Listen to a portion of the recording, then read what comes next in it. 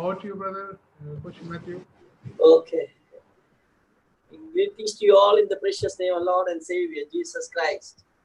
प्रभु यीशु मसीह के नाम में आप सभी को सलाम। It's a great joy to be with you this evening time. और ये बहुत ही आनंद की बात है कि आज शाम के समय आप सभी के साथ हम मौजूद हैं। Even though we are physically away from each other, we are virtually together in the name of the Lord. हम शारीरिक रूप से तो एक दूसरे से दूर है, लेकिन हम वर्चुअली ऐसे प्रभु में साथ में हैं। So I was just thinking what message I should give at this time of pandemic. तो ये जो महामारी का काल चल रहा है, ऐसे समय में मैं क्या संदेश दूं, इसके बारे में मैं सोच रहा था। This morning, brother Paul Lobo asked me, "What is the title of your message?" तो आज सुबह के समय हमारे भाई पॉल ने अंकल से पूछा कि आपके संदेश का शीर्षक क्या है। And I told him, "Be strong and of good courage." तो उन्होंने कहा कि तू दृढ़ रहे और अच्छे धाड़स के साथ रहे।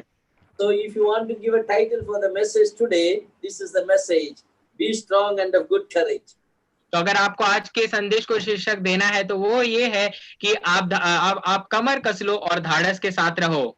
These are the words of God to Joshua, who is going to fight with the enemies. और ये शब्द है परमेश्वर के यहोशू के लिए जो शत्रुओं के साथ लड़ने वाला है। As we are fighting with the corona, I think these words are very much encouraging for us also. और हम जब कोरोना के साथ इस लड़ाई में शामिल है तो ये जो शब्द है हमारे लिए भी बहुत ही प्रोत्साहन देने वाले हैं। The words of encouragement, it's the words of comfort. और ये हमें प्रोत्साहन देने के शब्द है और हमें एक शांति और आराम देने के शब्द है। So we will few verses we will read from the book of Joshua. और यहोशू के पुस्तक में से हम कुछ वचनों को पढ़ेंगे। And we are very familiar with the verses. Joshua chapter 24, verse 15, the last part of it. As for me and my household, we will serve the Lord. 24, verse 15, the last part. और यहोशू का पुस्तक उसकी 24वीं अध्याय और 15 वचन की आखिरी भाग में हम पढ़ते हैं। वहां पर यहोशू कहता है, परंतु मैं तो अपने घराने समेत यहोवा की सेवा निरंतर करूंगा। Yeah, this verse is very popular and it is seen in many of our drawing rooms written, me and my household, we will serve the Lord. और ये जो वचन है ये हम देखते हैं कि हमारे घरों में और हमारे मकानों में ये वचन बहुत पाया जाता है और बहुत ही प्रसिद्ध ऐसा वचन है। One more verse we will read, chapter 1 we will read, verse 9. और एक वचन हम पढ़ेंगे जो पहले अध्याय का 9वां वचन है। Have not I commanded thee, be strong and of good courage, be not afraid, neither be thou dismayed, for the Lord thy God is with thee wherever thou goest. और यहोशू का पुस्तक उसकी पहली अध्याय और उसका 9वां वचन या 9वां वचन। क्या मैंने तुझे आज्ञा नहीं दी, हिवाय बांधकर दृढ़ हो जा, भय न खा और तेरा मन कच्चा न हो, क्योंकि जहां जहां तू जाएगा वहां वहां तेरा परमेश्वर यहोवा तेरे संग रहेगा। May the Lord bless the reading of this scriptural portion. परमेश्वर इन पढ़े हुए वचनों पर अपनी आशीष दे। I remember a few years before Brother E.J. Stephen visited Borivali Assembly. और कुछ साल पहले अंकल E.J. स्टीफन ने बोरीवली असेंबली को मुलाकात दी थी। And he shared from the life of Joshua. It was really still I remember the message which was shared. और उन्होंने यहोशू के जीवन में से संदेश लिया था जो आज भी अंकल को स्मरण आता है। As I was meditating upon this passage, that thought came to my mind again. और जब मैं इन भागों के ऊपर मनन कर रहा था तो वो विचार मेरे मन में वापस आया। See, Joshua chapter 24, we see the words of an old man. और यहोशू के 24 अध्याय में हम एक बुजुर्ग व्यक्ति के शब्द देखते हैं। The old man of 110 years old. और एक ऐसा बुजुर्ग व्यक्ति जिसकी उम्र 110 साल की हो गई थी। And he is saying that for me and my household, we will serve the Lord. और वो कहता है कि मैं और मेरे घराने के लिए हम परमेश्वर यहोवा की सेवकाई करेंगे। He was so bold and saying that we will serve the Lord. You decide whom you are going to serve. और वो उसमें इतना धाड़स आ गया था कि वो कह रहा था कि मैं और मेरा घराना तो परमेश्वर की सेवा करेंगे, आप अपना निर्णय खुद लीजिए। How this old man can boldly say about these things? और किस प्रकार से ये बुजुर्ग व्यक्ति ऐसे धाड़स के साथ इन शब्दों को कह सकता है। I remember about a young couple, they were staying near an old couple. और एक ऐसे नौजवान जोड़ा था जो एक ऐसे बुजुर्ग जोड़े के पास रह रहा था। They were observing the life of this old couple. और ये जो नौजवान जोड़ा है वो इस बुजुर्ग जोड़े को के जीवन को देख रहा था, उसे समझ रहा था। They saw that this old couple is very happy, always smiling. There's no complaint, no murmuring, nothing in their life. और उन्होंने देखा कि ये जो बुजुर्ग जोड़ा है वो हमेशा खुश रहता है, उनके जीवन में कोई कुड़कुड़ाना नहीं, कोई शिकायत करना नहीं, हमेशा वो खुश रहते हैं। And this young man, the couple, they decided that they will go and talk with this elderly couple. तो ये नौजवान जोड़े ने ऐसा निर्णय लिया कि हम जाके इस बुजुर्ग जोड़े के साथ बात करेंगे। And they started talking, and in between asked, "Uncle, what is the secret of so happiness? There is no murmuring, no complaining in your life." तो ये नौजवान जोड़े ने पूछा कि आपके जीवन का राज क्या है, आपके जीवन में कोई शिकायत नहीं, कोई कुड़कुड़ाना नहीं है। So this old man smiled at this young couple and said that the secret is that when I was young, I remembered my Creator. और उन्होंने कहा, ये बुजुर्ग व्यक्ति ने कहा इस नौजवान व्यक्ति को कि मेरे खुश रहने के जीवन में खुश रहने का राज ये है क्योंकि जब मैं नौजवान था तब मैंने अपने निर्माणकर्ता को स्मरण किया। Now I am old, my Creator is remembering me. और जब मैं बुजुर्ग हो गया हूं तो मेरे निर्माणकर्ता मुझे याद कर रहा है। I think this story is relevant to the life of Joshua. और ये जो कहानी है वो यहोशू के जीवन के साथ काफी तालमेल रखती है। Yeah, how come the Joshua can say so boldly about this one? Me and my household, we will serve the Lord. और किस प्रकार से यहोशू इतने धाड़स के साथ कह सकता है कि मैं और मेरा सारा घराना यहोवा की सेवा निरंतर करेंगे। Because in a young age, he was really remembering his Creator. क्योंकि अपने नौजवानों के दिनों में वो अपने निर्माणकर्ता को स्मरण करता था। So if you look at the life of Joshua, we don't read about his wife or children, nothing we read. और अगर हम यहोशू के जीवन के बारे में पढ़े तो उसके पत्नी और बच्चों के बारे में हम नहीं पढ़ते। Even though no details are given, definitely we can say that his family life was a successful one. और उसके पारिवारिक जीवन के बारे में कुछ हमें जानकारी नहीं दी है, फिर भी हम कह सकते हैं उसका जो पारिवारिक जीवन था वो एक सफल जीवन था। I was trying to understand the children of Joshua from the genealogy which is recorded in the Bible. और बाइबल में जिस वंशवाली की नोंद की गई है उसमें से मैं यहोशू और उसके बच्चों को समझने की कोशिश कर रहा था। It is so surprising that nothing is recorded in the genealogy also about Joshua's children. और ये बहुत ही आश्चर्य की बात है कि यहोशू के बच्चों के बारे में वंशवाली में भी कुछ नहीं लिखा गया। So some Bible scholars believe that Joshua had all daughters, only because of that no genealogical record is available. और कुछ ऐसे बाइबल के विज्ञान लोग हैं जो ऐसे कहते हैं कि यहोशू की सारी जो बच्चे थे, औलाद थे, वो सारी बेटियां थी और इसलिए उनका नाम वंशवाली में नहीं है। According to the Jewish tradition, one of the prophetess called Huldah, she was the one of the descendant of Joshua. और वो हम अगर यहूदी रिवाज को देखें तो वहां पर एक हुल्डा नाम की एक ऐसी भविष्यवक्ता थी जिसका नाम लिखा गया है और कहते हैं कि वो यहोशू के परिवार के साथ जुड़ी हुई थी। Whatever may be the life of Joshua and the family of Joshua was an exemplary, and we can say, even though we don't have details, they had a good family life. हमारे पास यहोशू के परिवार के बारे में ज्यादा जानकारी तो नहीं है, लेकिन हम इतना जरूर कह सकते हैं कि उसका जो पारिवारिक जीवन था वो सराहनीय था। As I told you, it is the reason because in a young age he was following the Lord wholeheartedly. और इसका कारण जैसा मैंने पहले भी कहा था वो ये था, पूरे हृदय के साथ, पूरे इच्छा के साथ वो परमेश्वर यहोवा के पीछे था, पीछे अपना जीवन उसने समर्पित किया था अपने जवानी के दिनों से। Joshua, the name means savior. और यहोशू जो शब्द है इसका अर्थ ये है उद्धारकर्ता। Actually, in the Hebrew language, it is Joshua, but in Greek language, the same name is translated as Jesus. और अगर हिब्रू लैंग्वेज में देखें तो वो शब्द होता, जो वो नाम है वो जोशुआ है अगर, लेकिन अगर आप ग्रीक लैंग्वेज में देखें तो उसको जीसस भी कहा जाता है।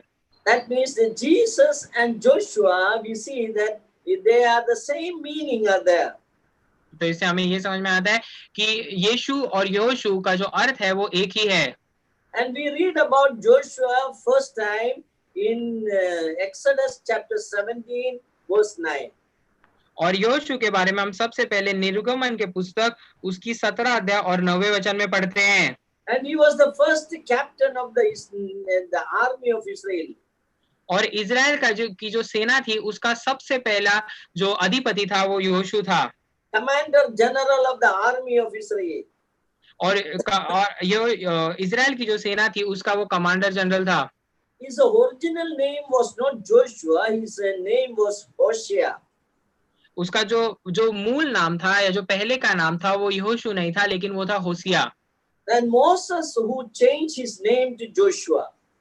और मूसा था जिसने उसका नाम होसिया से बदलकर यहोशू रख दिया। We know that out of the so many people, those who came out of Egypt, and only Joshua and Caleb entered into the promised land. और हम जानते हैं कि मिस्र देश में से लाखों लोग निकले, लेकिन यहोशू और कालेब भी ऐसे दो लोग हैं जिन्होंने कनान देश में प्रवेश किया। Those who are about 20 years, those who came out, only Joshua and Caleb entered in the promised land. और जो लोग 20 साल के उम्र से अधिक जिनकी आयु है और यहोशू और कालेब, इन्होंने ही सिर्फ कनान देश में प्रवेश किया। And if you roughly calculate the age of this Joshua and Caleb when they came out of Egypt, most probably they may be around 40-45 year old. और अगर आप यहोशू और कालेब की अगर आप उम्र का अंदाजा लगाने की कोशिश करो कि जब वो मिस्र देश में से बाहर आए तब उनकी उम्र तकरीबन 40 साल की होगी। Yes, Joshua, Caleb himself is saying that I was 40 years old when I came out of Egypt. और जब वो यहोशू खुद कहता है कि जब मिस्र देश में से मैं बाहर आया तब मेरी उम्र 40 साल की थी। And they were remained about 40 years in the wilderness. और 40 साल तक वो उस निर्जन प्रदेश में रहे। So when they were entering into the promised land, both of them probably had the same age, 80-85 year old. तो इसलिए जब वो कनान देश में प्रवेश कर रहे थे तो यहोशू और कालेब की जो उम्र है तकरीबन एक ही हुई होगी, जो कि 80 से 85 साल रही होगी। We see that by the age of 110, Joshua passed away. और हम पढ़ते हैं कि 110 की उम्र में यहोशू का निधन हो गया। And it is interesting to study the early life of Joshua, middle age life of Joshua, and old age of Joshua. और यहोशू के जीवन की जो शुरुआती दौर है, फिर मध्य दौर है और आखिरी का दौर है, इस पूरे जीवन का अभ्यास करना खुद में बहुत ही रुचिदायक है। And I am not going to deal with that today. I am going to deal with a particular phrase used about Joshua. God is telling, be strong and of good courage. और हम आज उन सारे बातों को नहीं देखने वाले, लेकिन एक जो वाक्य जो यहोशू के जीवन में इस्तेमाल किया गया था, हम उसी के ऊपर अपना ध्यान रखेंगे और वो है कि हिया बांध और दृढ़ हो जा। So we see him as a commander general of the army of Israel first time fighting with the Amalekites. और इसलिए हम देखते हैं कि इजराइल के सेना का वो सेनापति था और अमेरिकियों के साथ वो लड़ रहा था। At least 2 times it is mentioned that he was a young man. और तकरीबन 2 बार वहां पर लिखा गया है कि वो एक नौजवान था। Exodus chapter 33 verse 11 as well as in Numbers chapter 11 verse 28 it is mentioned that he was a young man. और निर्गमन की 33 और 11 और गिनती की 11 नंबर्स कैन यू 11 verse 28. और गिनती की 11 अध्याय और 28 वचन में हम देखते हैं कि इन दोनों भागों में लिखा गया कि यहोशू एक नौजवान था। So when we say that he was a young man, he was around 45 years old. तो इसलिए जब कहा गया है कि वो एक नौजवान था, तब उसकी उम्र तकरीबन 40 से 45 साल की होगी। One remarkable comment about his young age is mentioned that he departed not out of the tabernacle of God. और एक बात जो जब वो नौजवान था और उसके विषय में लिखी गई है और जो बहुत ही ऐसे सराहनीय है वो ये है कि जब वो नौजवान था तो वो परमेश्वर के दर्शन मंडप से कभी बाहर नहीं गया। That is a reason for the success of his life. और यही है कारण कि उसका जीवन क्यों सफल रहा। And he was a humble man. He was close to Moses and learned the valuable spiritual lessons from the Moses. और वो एक नम्र व्यक्ति था, नम्र मनुष्य था, और वो मूसा के काफी करीब था, और मूसा के जीवन से उसने मौल्यवान ऐसे पाठ को सीखा। So a young man should follow a spiritually matured believer so that he will learn so many valuable spiritual lessons. इसलिए एक नौजवान को आध्यात्मिक रीति से परिपक्व ऐसे विश्वासी के पीछे चलना चाहिए, जिससे वो आध्यात्मिक मौल्यवान बातों को सीख सके। So one of the success of the life of Joshua was that. तो इसलिए योशुआ के जीवन की एक सफलता ये थी। And it is very clearly mentioned about life of Joshua. He was a minister of Moses. और योशुआ के जीवन के बारे में एक बात बहुत ही स्पष्ट रूप से लिखी गई है, वो ये है कि वो मूसा का एक सेवक था। So whenever Moses need any help, immediately Joshua is there to serve him. और इसलिए मूसा को कभी भी अगर मूसा को जरूरत पड़ती तो योशुआ हमेशा पास रहता कि वो उसकी सेवकाई कर सके। We read about Elisha. We see that Elisha was the minister of Elijah. और एलाइजा और एलाइशा के बारे में पढ़ते कि एलाइशा हमेशा एलाइजा की सेवकाई के लिए तत्पर तैयार रहता। What do we understand by minister of Elijah? और जब वहां पर लिखा गया कि एलीशा एलाइशा का सेवक था, इससे हमें क्या समझ में आता है? If you read 2 Kings chapter 3 verse 11, अगर आप दूसरा राजा का पुस्तक उसकी 3 अध्याय और 11 वचन पढ़ो तो please note down there that is mentioned that Elisha was a minister of Elijah and he was pouring water on the hands of Elijah. और वहां पर लिखा गया है कि एलीशा एलाइजा का सेवक था और एलाइजा के हाथों के ऊपर वो हाथ धोने के लिए पानी डाल रहा था। Yeah, this is the duty of a minister. और ये है कार्य एक सेवक की। So we can understand Joshua also may be doing the same thing. तो ये हम समझ सकते हैं कि योशुआ भी ऐसी ही तकरीबन कुछ बातें करता होगा। Yeah, if you go to interior part of Maharashtra, you can see that before the food, immediately somebody will be coming and pouring out water on your hands, isn't it? अच्छा, okay. जब आप महाराष्ट्र के ऐसे गांवों में जाओगे तो आपको समझ में आएगा कि आपके खाने के बाद लोग आते हैं और आपके हाथों को धो देते हैं। Even before and after, both they pour water. खाने के पहले भी आपके हाथ धोते हैं और खाने के बाद भी आपके हाथ धोते हैं। Not only in Maharashtra, in Andhra Pradesh and all this is there. और सिर्फ महाराष्ट्र में नहीं, आंध्र प्रदेश और बाकी सारे जगहों में भी ये होता है। Even I remember in my childhood, even it was there in Kerala also. और अंकल को अपने बचपन के दिन याद आ रहे कि केरला में भी ऐसी बात होती थी। That means it is a minister's duty is to pour water on the hands. It is a humility is referred there. और यहाँ पर हम देखते हैं कि एक सेवक का कार्य ये होता है कि वो हाथों को धोने के लिए पानी डाले और इससे नम्रता का भाव दिखाई देता है। So these are some of the qualities of Joshua when he was a young man. और ये है कुछ ऐसी खूबियां जो योशु के बारे में पढ़ते हैं कि जब वो एक नौजवान था। The success of the Joshua's life is that he was a humble young man, always associated with the tabernacle. और योशुआ के जीवन की सफलता का कारण हम ये देखते हैं कि वो एक नम्र नौजवान था जो हमेशा दर्शन मंडप के साथ जुड़ा हुआ होता था। He was willing to learn from the grown-up, mature believers. और जो बुजुर्ग और परिपक्व ऐसे आध्यात्मिक विश्वासी है उनसे सीखने के लिए हमेशा वो तैयार और तत्पर रहता। Yeah, he made some certain spiritual mistakes there are, but Moses corrected him and he was willing to learn that. और हम पढ़ते हैं कि उसके जीवन में उसने आध्यात्मिक कुछ गलतियां भी की, लेकिन मूसा ने उसको सुधारा, उसकी गलतियों को दिखाया और वो सीखने के लिए तैयार भी था। No, I don't want to go into that part of it. We will go into the verse which we have read. Be strong and of good courage.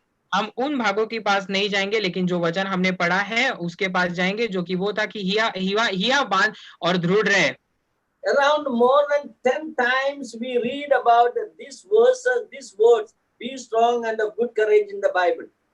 और 10 बार हम बाइबल में इस वाक्य को पढ़ते हैं कि हिया बांधकर दृढ़ हो जा। Maximum time it is used in relation with Joshua. और सबसे ज्यादा बार वो योशुआ के संबंध में इस्तेमाल किया गया है। And we read about that in Joshua chapter 1. और उसके बारे में हम योशुआ की पुस्तक उसकी पहली अध्याय में पढ़ते हैं। Repeatedly mentioned, at least 3 or 4 times there it is mentioned, be strong and of good courage. और वहां पर 3 या 4 बार बहुत बार दोहराया है और वहां पर बहुत लिखा है कि हिया बांध या कमर कस ले और दृढ़ हो जा।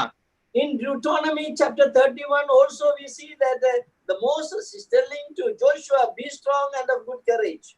और व्यवस्था विवरण की 31 अध्याय में भी हम पढ़ते हैं कि मूसा योशु से कह रहा है कि हिया बांध और दृढ़ हो जा.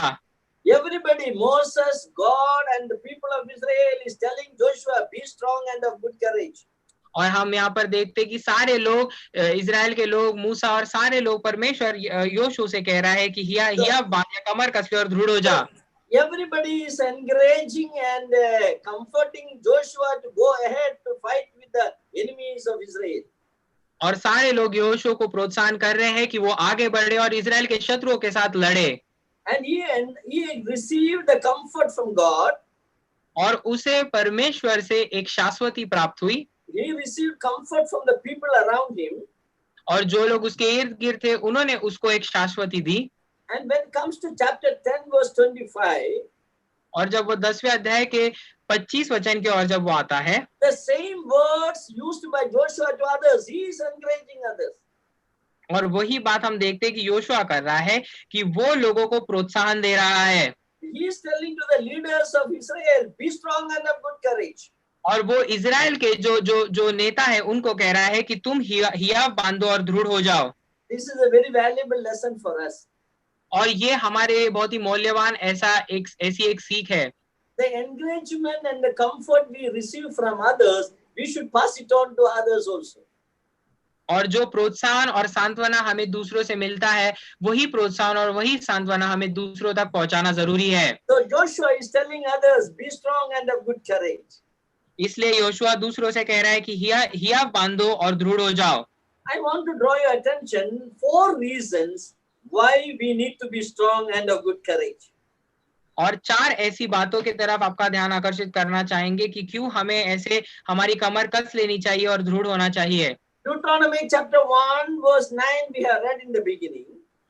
और व्यवस्था विवरण की 9वीं अध्याय और पहला वचन हमने शुरुआत में ही पढ़ लिया था. God is telling to Joshua, be strong and of good courage. और परमेश्वर योशुआ से कह रहे हैं कि तू हिया बांध और दृढ़ हो जा. Number 1 reason why you need to be strong and of good courage. पहला कारण आपको ऐसे आपकी कमर क्यों कसनी और आपको दृढ़ क्यों होना है. God is telling, for the Lord thy God is with thee wherever thou goest. क्योंकि परमेश्वर कह रहा है कि परमेश्वर यहोवा तेरे संग रहेगा जहां भी तू जाए. God is telling that my presence is with you, Joshua, don't worry, be strong and of good courage. और परमेश्वर कह रहा है कि मैं तेरे साथ रहूंगा और जहां तू जाएगा वहां मैं रहूंगा, इसलिए तू अपनी कमर कस ले और दृढ़ हो जा. You are not alone, I am with you. और तुम अकेले नहीं हो, मैं तेरे साथ हूँ.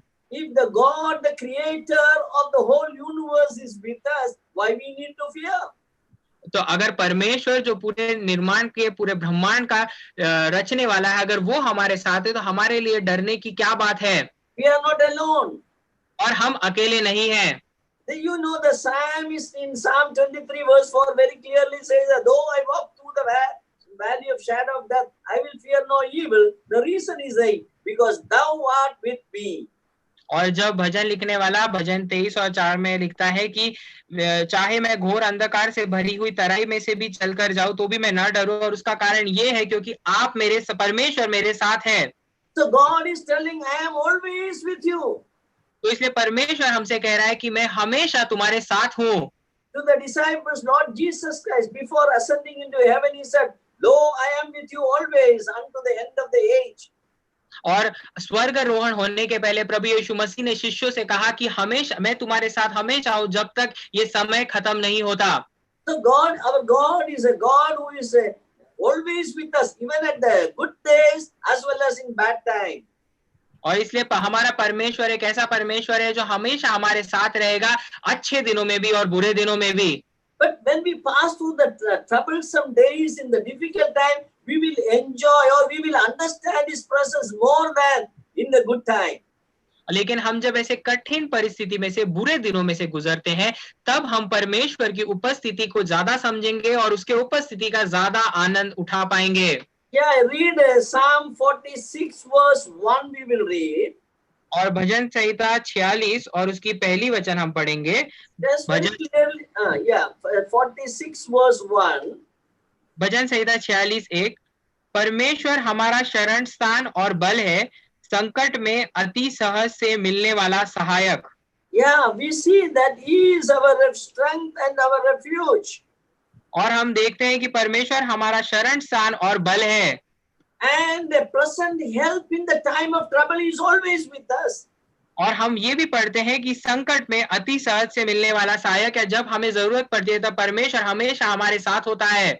Yeah, very clearly in Isaiah we say that though we walk through the fire and water, He is always with us.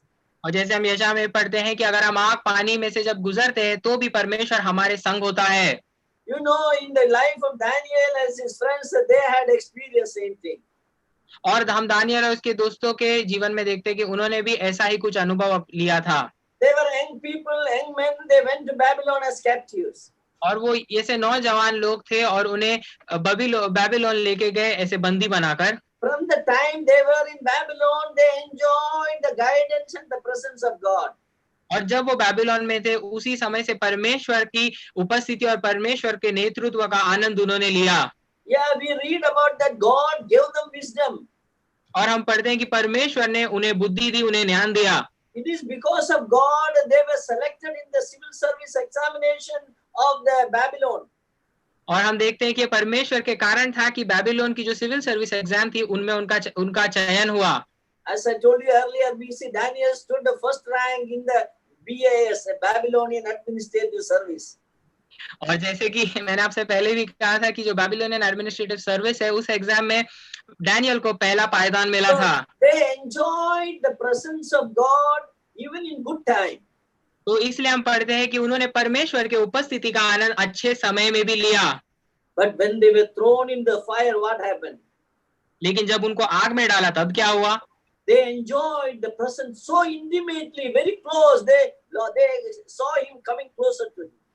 और जब वो उस आग में थे तब हम देखते हैं कि उन्होंने परमेश्वर के उपस्थिति को इतने नजदीक से, इतने करीब से महसूस किया कि उन्होंने देखा कि परमेश्वर उनके साथ चल रहा था। So we are passing through a difficult time these days.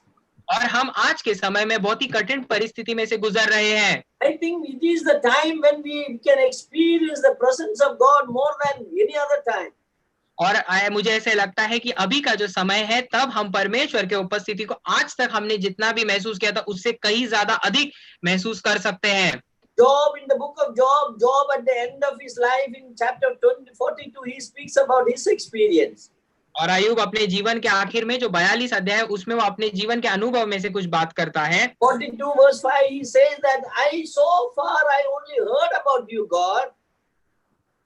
और 42:5 में वो कहता है कि मैं कानों से तेरा समाचार सुनता था अब तक। Yeah, I heard only, but today now I see you face to face. परंतु अब मेरी आंखें तुझे देखती है। We see that we are experiencing the personal and intimacy with the Lord when we pass through the trouble. हम देखते हैं कि जब हम कठिन परिस्थितियों में से गुजरते हैं तब हम परमेश्वर को और करीब से वैयक्तिक रूप से जानते हैं। Yeah, in Proverbs chapter 17 verse 17. और नीति वचन का पुस्तक उसकी 17 अध्याय और 17 वचन में हम पढ़ते हैं। Yes, we will read the Proverbs chapter 17 verse 17. नीति वचन 17:17 मित्र सब समयों में प्रेम रखता है और विपत्ति के दिन भाई बन जाता है। Yeah, we see that the friends, they are always friends, there is no doubt. और हम पढ़ते हैं कि मित्र हमेशा हमारे मित्र जरूर रहते हैं। But when we are passing through the trouble, they become our brothers, you know. लेकिन विपत्ति के दिन या ऐसे कठिन परिस्थितियों में वो हमारे भाई बन जाते हैं। Yeah, in the time of adversity, they are more than friends. They are our brothers. The intimacy or their love and care, we will understand more. That is what our God is doing. और विपत्ति के या कठिन दिनों में, कठिन समय में वो हमारे भाई बन जाते हैं और तब हमें उनकी उपस्थिति या उनके रिश्ते का एहसास ज्यादा होता है। So God is telling Joshua, be strong and of good courage. इसलिए परमेश्वर यहोशू से कहता है कि कमर कस ले और दृढ़ हो जा। The reason number one, because I am with you. और सबसे पहला कारण ये है क्योंकि मैं तेरे संग हूँ। If God is with us, I think we need to worry about anything what is happening around us. तो अगर परमेश्वर हमारे साथ है तो हमें किसी भी बात की चिंता करने की जरूरत नहीं है और किसी भी बात की चिंता करने की जरूरत नहीं है। Now, the second reason why the Lord is telling Joshua, be strong and of good courage. और दूसरा कारण क्यों परमेश्वर योशू से कहते हैं कि तू कमर कस ले और दृढ़ हो जा। In chapter 1, verse 6, you read. और योशू की पुस्तक उसकी पहली अध्याय 6 वचन में हम पढ़ते हैं, Yeah, be strong. Sorry Read it. Read it. इसलिए हिया बांधकर दृढ़ हो जा, क्योंकि जिस देश के देने की शपथ मैंने इन लोगों के पूर्वजों से खाई थी, उसका अधिकारी तू इन्हें करेगा। Yeah, be strong and of good courage, Joshua. हिया बांध और दृढ़ हो जा Yhoshu, because you are the one who has to divide the land and give to these people. क्योंकि तू ही वो व्यक्ति है जिसे इस देश को बांटना है और इन लोगों के हाथों में सौंपना है। Or in other words, God is telling Joshua, I have a plan for your life. और दूसरे शब्दों में परमेश्वर योशू से कहता है कि तेरे जीवन में मेरे पास एक योजना है। And God has created you and me with a specific purpose. और इसलिए परमेश्वर ने आपको और मुझे एक मकसद के साथ इस दुनिया में लाया है। And He wanted to accomplish that purpose in our life. और वो चाहते हैं कि ये विशेष मकसद हमारे जीवन में पूर्ण कर सके। So Joshua, God is telling to Joshua, be strong and good courage because I have a plan for your life. इसलिए परमेश्वर योशू से कहते हैं कि तू दृढ़ हो जा और अपनी कमर कस ले, क्योंकि तेरे जीवन के लिए मेरे पास एक योजना है। As long as that is not accomplished, we have to pursue for that, and we need to accomplish that plan purpose of God in our life. और जब तक वो मकसद पूरा नहीं हो जाता तब तक हमें उसके पीछे जाना है और वो जो मकसद है उसे पूर्ण करना है। I think you read Jeremiah chapter 29 verse 11. और यिर्मयाह का किताब उसकी 29वीं अध्याय और 11 वचन हम पढ़ेंगे। यिर्मयाह का There पुस्तक, God is telling to Jeremiah the plans that He has for him. और यिर्मयाह का पुस्तक उसकी 29वीं अध्याय 11 वचन, और वहां पे पढ़ते कि परमेश्वर यिर्मयाह से कह रहे हैं कि जो सारी योजना उनके पास यिर्मयाह के लिए है। We will read it. NIV reads very beautifully. I am reading for NIV. I know the plans I have for you. Plans to prosper you and not to harm you. Plans to give you hope and a future. और हम पढ़ते हैं हिंदी में यिर्मयाह 29:11, क्योंकि यहोवा की यह वाणी है कि जो कल्पनाएं मैंने तुम्हारे विषय करता हूं उनमें मैं जानता हूं वे हानि की नहीं वरन कुशल की है, और अंत में तुम्हारी आशा पूरी करूंगा। See, God is telling that I have a plan for your life. और यहाँ पर हम पढ़ते हैं कि यहोवा परमेश्वर यिर्मयाह से कह रहा है कि तेरे जीवन के लिए मेरे पास एक योजना है। And God has created you and me for His glory and for His purpose. और परमेश्वर ने आपका और मेरा निर्माण उसकी महिमा के लिए और उसके मकसद को पूरा करने के लिए किया है। So God is telling my plans is for your prosperity. और इसलिए परमेश्वर कहते हैं कि मेरी जो योजना है वो तेरे उन्नति के लिए है। And plans to give you hope and a future. और ऐसे योजना है जो तुम्हें तुम्हारे भविष्य के लिए एक आशा दे सके। So God is telling to Joshua, be strong and of good courage because I have a plan for your life. इसलिए परमेश्वर योशू से कहते हैं कि तो अपनी कमर कस ले और दृढ़ हो जा, क्योंकि मेरे पास तेरे जीवन के लिए एक योजना है।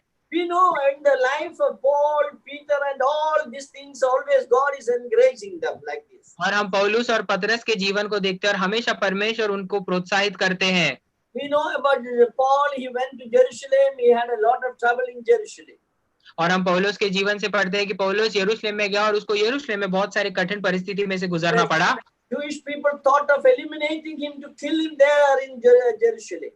और यहूदी लोगों ने वहां पर ऐसे सोच लिया था कि उसका खात्मा करे और उसको वहां से उसको मार डाले।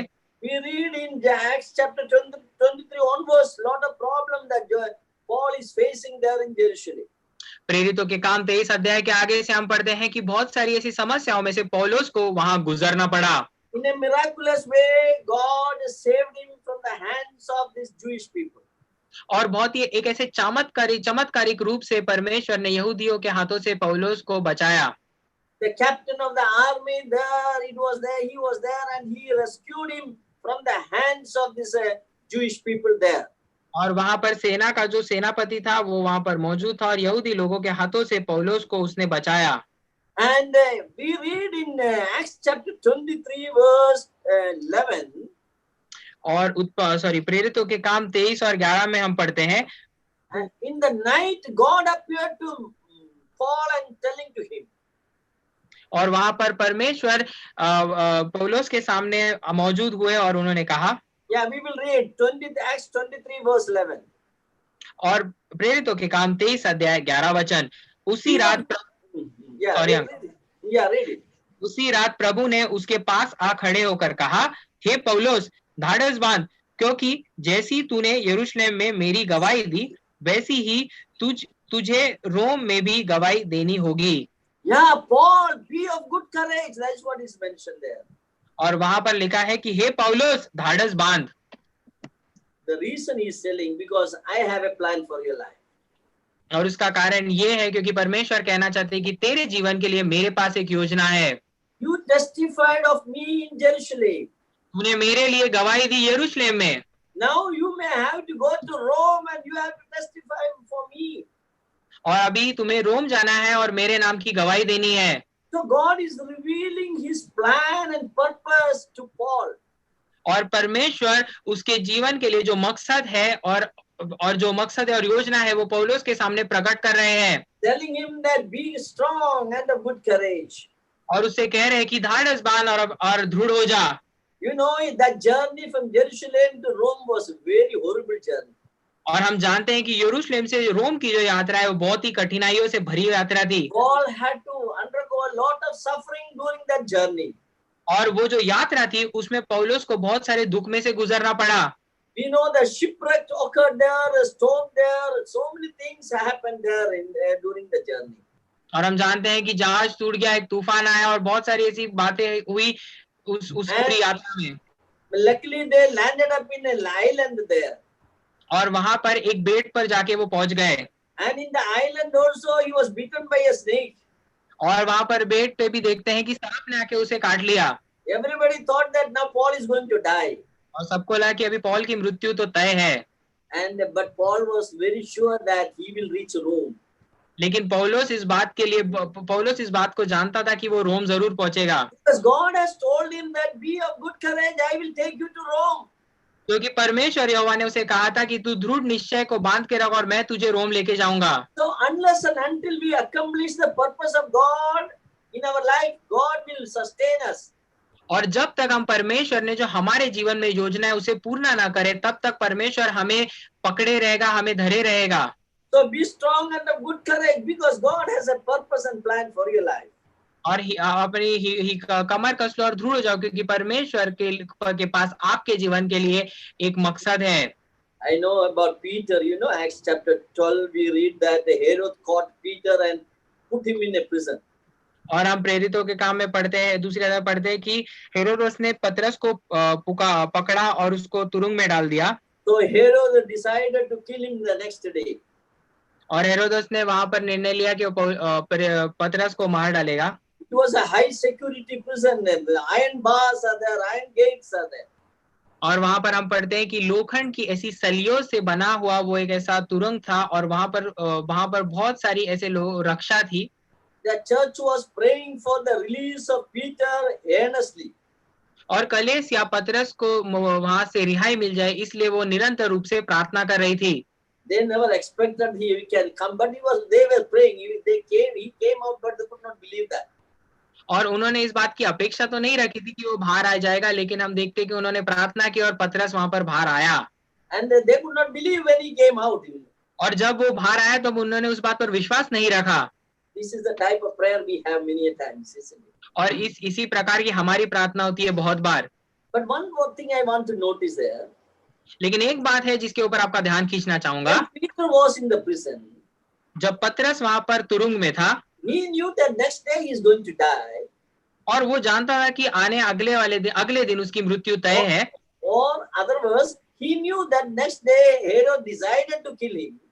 या दूसरे शब्दों में वो जानता था कि हेरोदस ने इस बात का निर्णय लिया है कि वो उसकी जान ले अगले दिन। But even then, we see that he is sleeping. लेकिन हम फिर भी पढ़ते हैं कि वहां पर वो सो रहा है।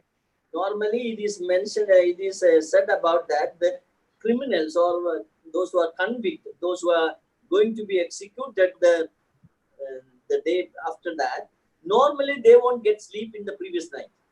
तो ऐसे आमतौर पर कहा जाता है ऐसे कैदी जिनके जीवन का फैसला हो चुका है और जिनको वहां पर मृत्यु आने वाली है अगले दिन, तो उनको उस रात नींद नहीं आती. Yeah, even the cruelest person, the toughest man, he will not get sleep if he knows that next day he's going to die. और सबसे क्रूर व्यक्ति और जो एकदम ऐसे जब सबसे क्रूर व्यक्ति या सबसे ऐसे ताकतवर व्यक्ति को भी अगले दिन जब उसको पता है कि उसकी मृत्यु होने वाली है, उसको रात को नींद नहीं आएगी. I was wondering how then Peter was sleeping there. तो मैं इस बात पर विषय कर रहा था कि किस प्रकार से पतरस वहां पर सो रहा था. Peter knew one thing very well. क्योंकि पतरस एक बात को बहुत अच्छी तरीके से जानता था. Herod cannot do anything to him. Herod उसको कुछ नहीं कर सकता. At that time, Peter was a young man. और उस समय पतरस एक नौजवान था. In John's Gospel 21 we read, और यूहन्ना रचित सुसमाचार 21वें अध्याय में हम पढ़ते हैं, God, the Lord Jesus Christ told Peter that when you are getting old, you will have to die.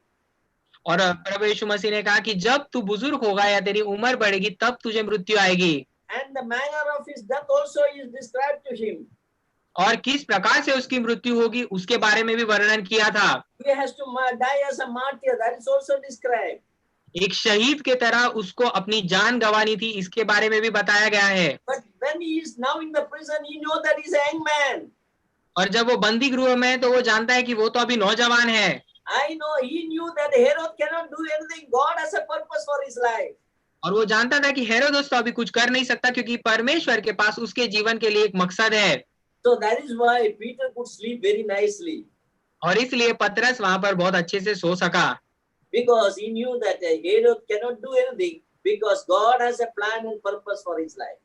वो जानता था कि हेरोदस वहां पर कुछ नहीं कर सकता क्योंकि परमेश्वर के पास उसके जीवन के लिए एक मकसद है.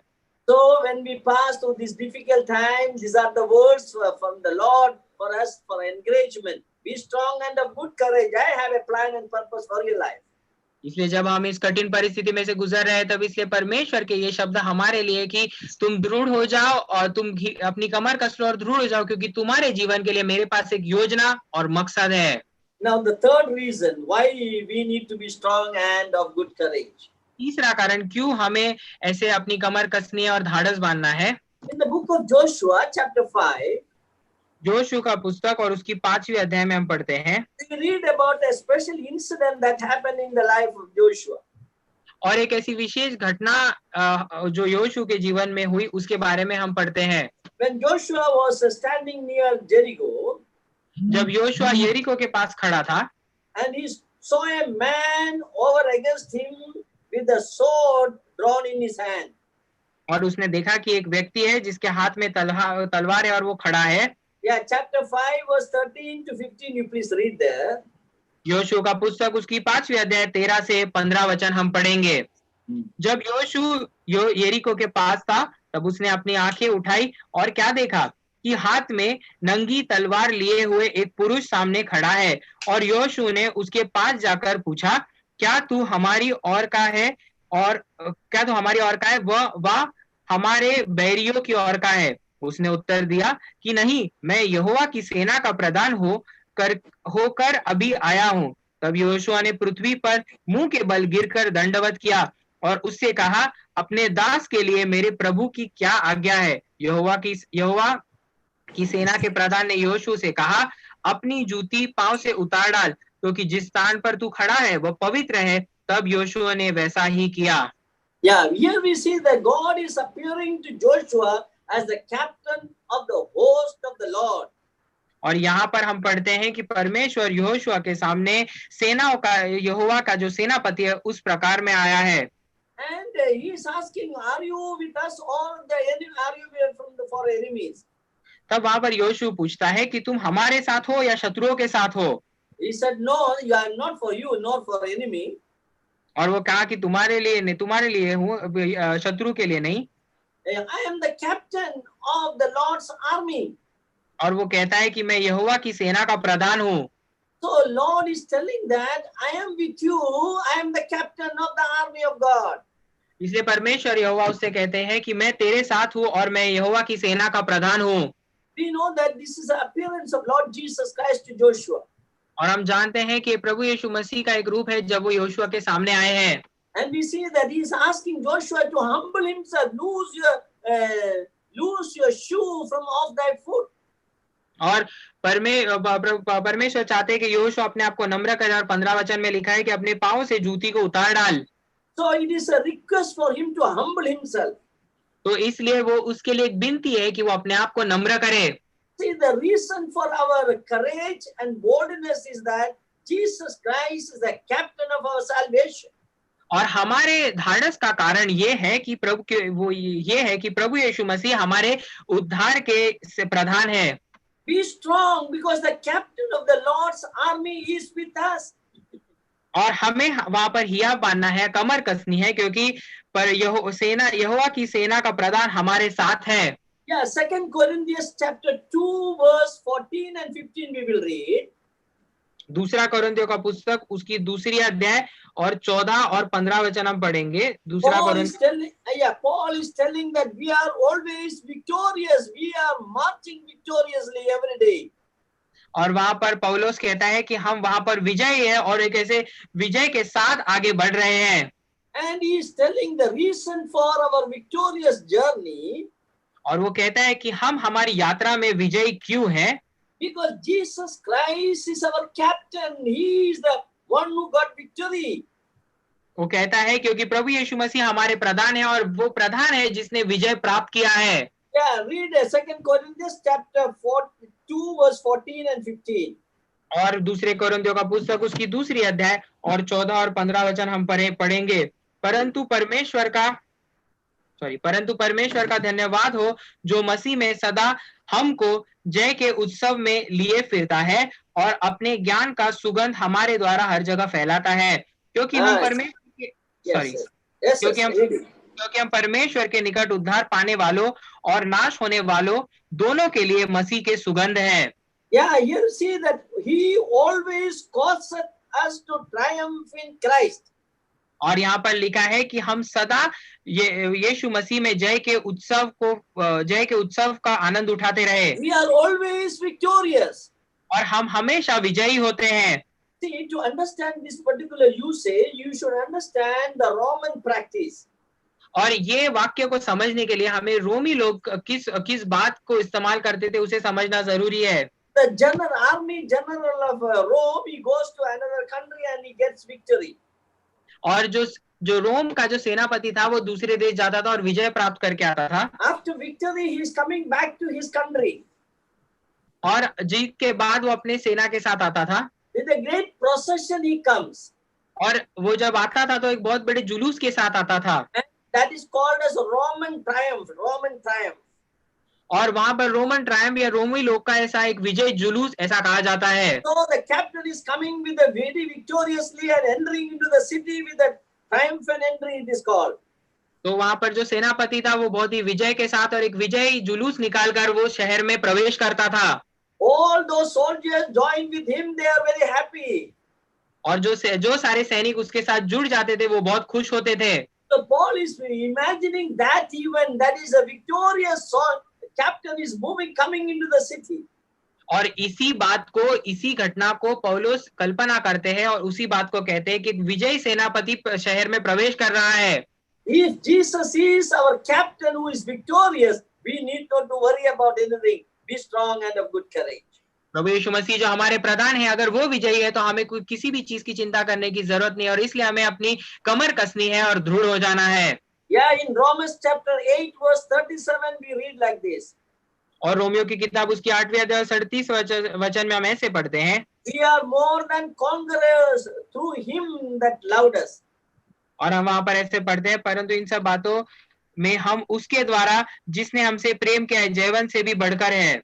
Yeah, we are more than conquerors. Somebody has said we are superheroes in Christ Jesus. और हम जो जयवंत है, जो विजय है, हम उससे भी बढ़कर है। किसी ने ऐसे कहा है कि प्रभु यीशु मसीह में हम तो सुपर हीरोज है। Yes, we are superheroes because our captain is the one who got victory. और हम सुपर हीरो इसलिए क्योंकि हमारे जो सेनापति या प्रधान है उन्होंने विजय प्राप्त किया है। One more verse we will read, John's Gospel chapter 16 verse 33. और यूहन्ना रचित सुसमाचार उसकी 16 अध्याय और 63 वचन को आप पढ़ेंगे। यूहन्ना रचित Yeah, the Lord is telling, be courageous.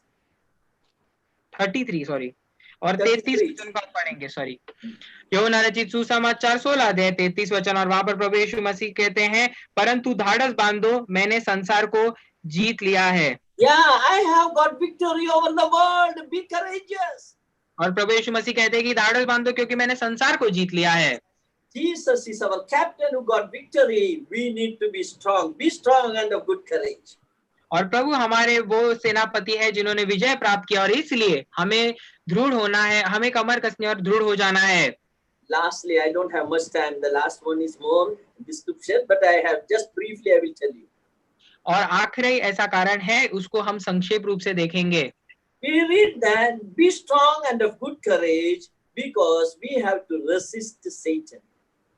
और हमें कमर कसनी और दृढ़ हो जाना है क्योंकि हमें शैतान का मुकाबला करना है। Ephesians chapter 6 verse 10 and 11 you please read. इफिसियों की पुस्तक उसकी 6 अध्याय और 10 और 11 वचन पढ़ेंगे। इफिसियों का Why we पुस्तक need to be strong, that is mentioned there. और वहाँ 6 अध्याय 10 और 11 वचन पढ़ेंगे। वहां पर लिखा है कि क्यों हमें ऐसे दृढ़ होना जरूरी, सॉरी कमर कसनी जरूरी है। Yeah, Should please I? read there. निदान Finally, my brother, now read that. निदान प्रभु में और उसकी शक्ति के प्रभाव में बलवंत बनो, परमेश्वर से सारे हथियार बांध लो कि तुम शैतान की युक्तियों के सामने खड़े रह सको। Yeah, be strong in the Lord and in the power of his might. और परमेश्वर की शक्ति और में दृढ़ हो जाओ। Why? Then only you can able to stand against the wiles of Satan. और जब तुम ऐसा करोगे तो शैतान की युक्तियों के सामने खड़े रह पाओगे। Satan is a very cunning enemy. और शैतान एक ऐसे बहुत ही चालाक शत्रु है। It is very difficult to stand against him. और उसके खिलाफ खड़ा रहना या उसे रोकना बहुत ही कठिन है। It is very difficult to stand against the wiles of Satan. और शैतान की जो सारी तरकीबें है, युक्तियां है, उनके खिलाफ खड़ा रहना बहुत ही मुश्किल है। We need to be very vigilant, then otherwise he will trap us and he will defeat us. और हमें बहुत ही चालाक होना चाहिए उसके पैतरों के सामने, नहीं तो वो हमें अपने पैतरों में फंसा देगा। I think in this area Joshua has failed. और मुझे ऐसे लगता है कि इस क्षेत्र में योशुआ का पतन हुआ है। In Joshua chapter 9 we see the failure of Joshua and the leaders of Israel. और योशुआ की पुस्तक की 9वें अध्याय में हम देखते हैं कि योशुआ किस प्रकार से असफल रहा, और जो सारे वडील जन थे इजराइल के वो भी असफल रहे। They got victory in Jericho. उनको यरीको में विजय प्राप्त हुआ। They got victory in Ai. आई में भी उन्हें विजय प्राप्त हुआ। But we know there were a people called the Gibeonites. They came and deceived them.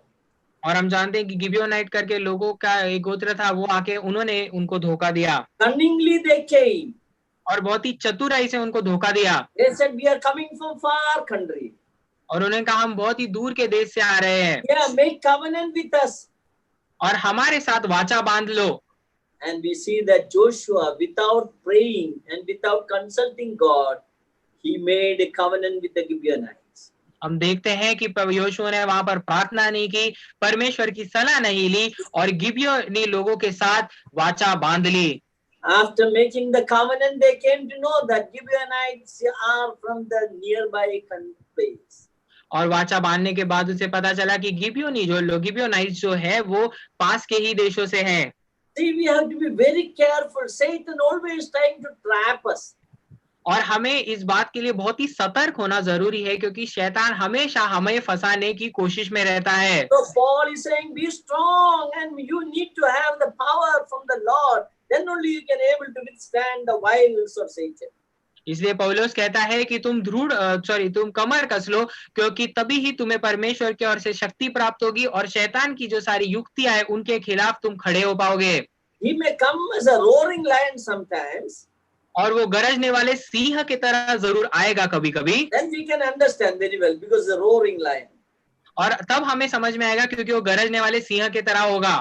But sometimes he comes as the angel of light. और कभी कभी वो एक ऐसे रोशनी के दूत की तरह आता है। That is the time where we get deceived. We will land up in trouble. और वैसा वो समय होता है जब हम धोखा खा जाते हैं और खुद को कठिनाई में पाते हैं। But it's needed for us that be strong and of good courage. लेकिन तब हमें जरूरत ये है कि हम अपने कमर को कसले हियाब बांध ले और दृढ़ हो जाए। Yes, we are very weak. Basically, we are very weak. अगर मूल रूप से देखा जाए तो हम बहुत ही कमजोर लोग हैं। So Isaiah chapter 40 verse 31 is telling us one thing. और यशायाह की पुस्तक उसकी 40 अध्याय और 31 वचन में वो कह रहा है Wait upon the Lord. कि परमेश्वर पर तुम रुके रहो। The wait upon means cling to the Lord and get attached to the Lord. That is the meaning. और जब वो कहता है कि यहोवा की बात जो है यहोवा के लिए रुको, तब उसका अर्थ ये है कि तुम यहोवा के पास हो जाओ, उसके करीब आ जाओ। So you will renew your strength. तब तुम तुम्हारी जो ताकत है उसको वापस एक नई ताकत Or बनाओगे। you will receive the strength from the Lord if you are attached close to the Lord.